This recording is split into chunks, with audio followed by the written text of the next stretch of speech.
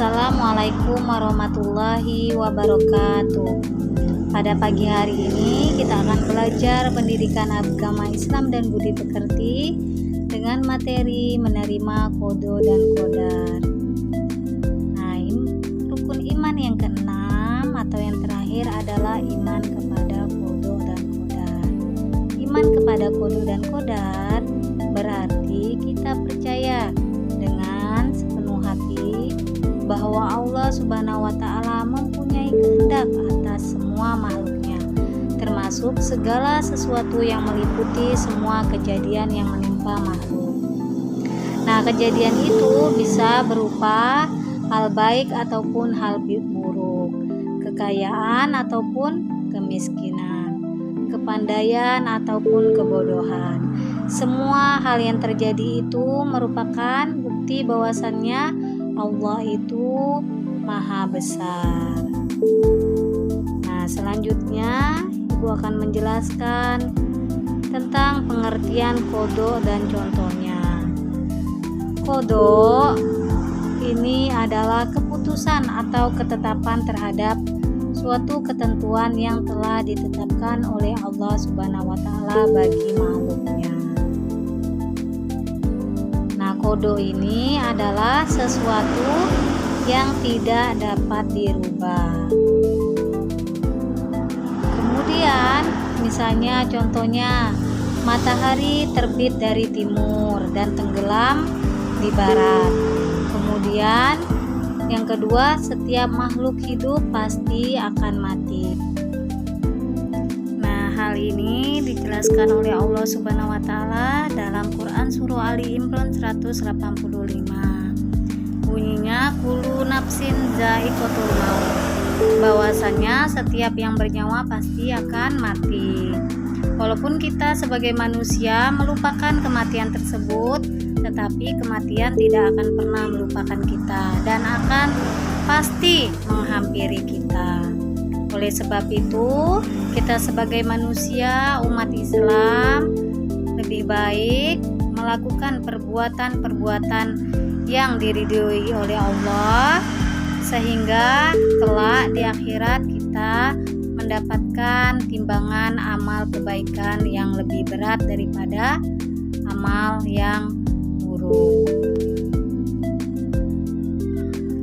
Selanjutnya yaitu hancurnya bumi dan isinya. Nah, hancurnya bumi dan isinya ini yaitu bisa berupa hari kiamat. Hari kiamat ini tidak akan ada yang mengetahui, termasuk kita manusia biasa, yang mengetahuinya hanya Allah Subhanahu wa Ta'ala.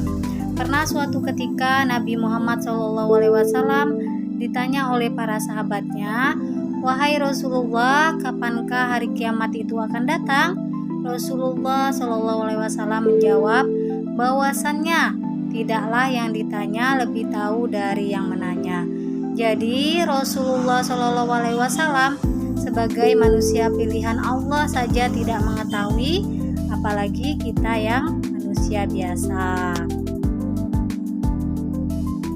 Selanjutnya yaitu pengertian qadar dan contohnya.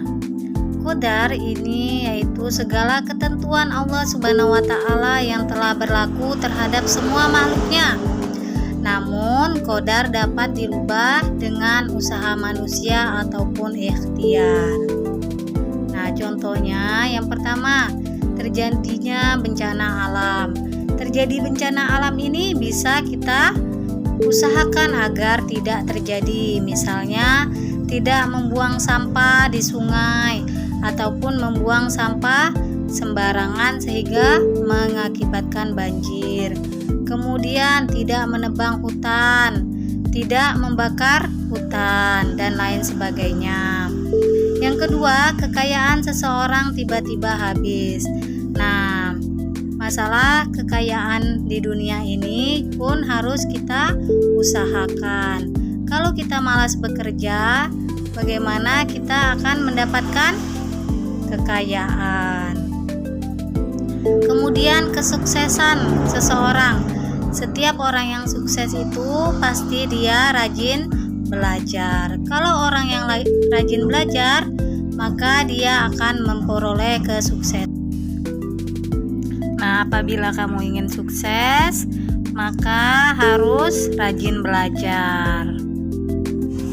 Selanjutnya, kesehatan seseorang ini bisa dirubah dengan cara yaitu pola makan yang teratur, makan makanan yang bergizi, olahraga, jangan begadang, istirahat yang cukup. Maka kita akan terhindar dari berbagai macam penyakit. Kesimpulannya, kalau kodok, Allah tahu bahwasannya suatu hari nanti anak-anak akan menjadi dokter, polisi, guru, dan lain sebagainya. Tetapi apabila itu belum terjadi, maka itu namanya kodok. Kalau kodar, dia perwujudan. Nah, ketika anak-anak suatu hari nanti sudah menjadi polisi, guru, dokter, maka itu namanya kodar. Cukup jelas ya penjelasan dari Ibu. Sekarang kita lanjut kepada materi selanjutnya. Macam-macam takdir ini terbagi menjadi dua. Yang pertama yaitu takdir mubram, yaitu takdir yang tidak dapat dicegah atau dielakkan oleh manusia walaupun dengan segala macam usaha. Contohnya datangnya hari kiamat, kemudian jodoh yang telah ditetapkan. Yang ketiga, jenis kelamin bayi yang baru lahir. Yang kedua, takdir mu'alaq, yaitu takdir yang bergantung atas usaha atau ikhtiar seseorang.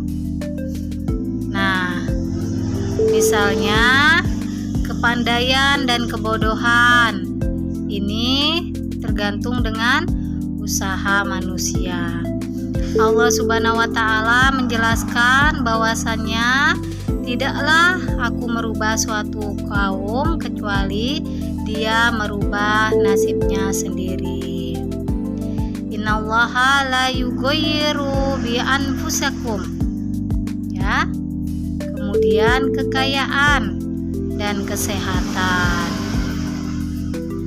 Selanjutnya, sikap yang mencerminkan keimanan terhadap kodok dan kodar.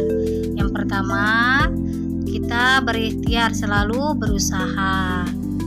Setelah kita berusaha, kita berdoa dan tawakal. Tawakal ini berserah diri kepada Allah Subhanahu wa Ta'ala. Kalau kita usaha tanpa doa, itu namanya sombong. Kalau kita berdoa tanpa ikhtiar, itu namanya sia-sia.